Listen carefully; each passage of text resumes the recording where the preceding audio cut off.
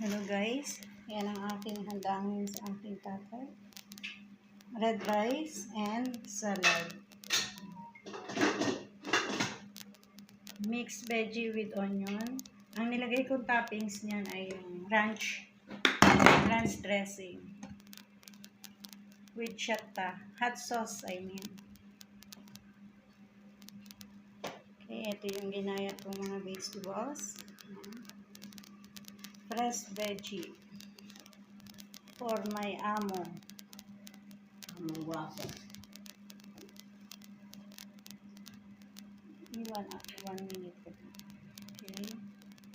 I'm ready to serve. May isa lang kumakain sa amin ng kanin. Once a week lang kumain yung mga girls.